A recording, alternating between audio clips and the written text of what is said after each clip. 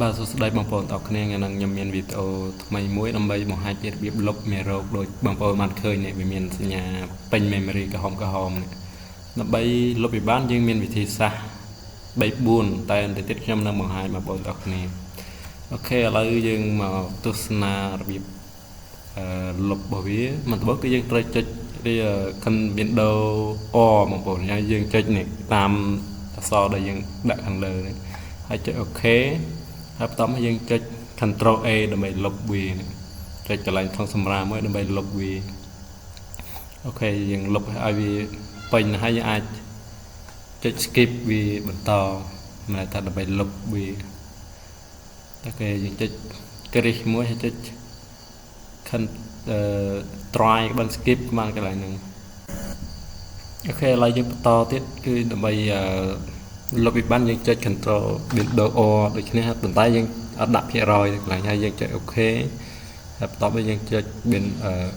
Ctrl A លុបវាដូចមិញនឹងដែរអូខេយើងចុច skip ហើយឬក៏ try បានកន្លែងហ្នឹងហើយឥឡូវមួយទៀតយើងចុចដូចគ្នាមែនដែរតែយើងចុចកន្លែង preface ហើយចុច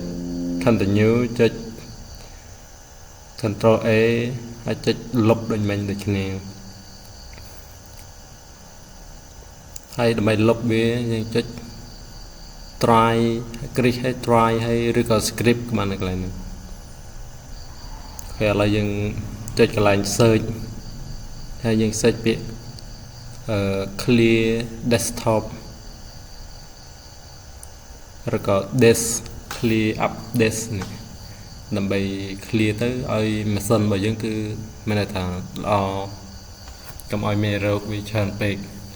ហើយបន្ទាប់មកយើងចុចគ្រីសទាំងអស់នៅកន្លែងដែលចន្លោះហើយយើងចុចអូខេមកចុចអូខេហើយយើងចុច delete file ហើយតមកចាំវាពេញហើយយើងចាំវាដើរពេញមកស្ទុះវានឹងមានតែ clear អាកន្លែងដែលយើងមានមេរោគនឹងស្អាតហើយវាមាន space ច្រើនជាងមុនផងដែរហើយវាធ្វើឲ្យកុំព្យូទ័ររបស់យើងមានតែដើរលឿនហើយអត់កាំងទៀតផងកន្លែងហ្នឹង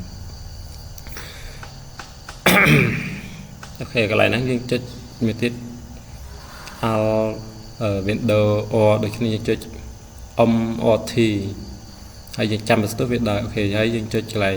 next ហើយចុច next ទៀតហើយចុចចាំឲ្យវាដើរឲ្យពេញកន្លែងហ្នឹងភាសាកន្លែងហ្នឹងគឺវាត្រូវការ scan view ដើម្បីឲ្យដឹងហើយជា30នាទីឬក៏លើសនឹងទៀតដោយសារតាមដែលយើង scan រាល់ថ្ងៃ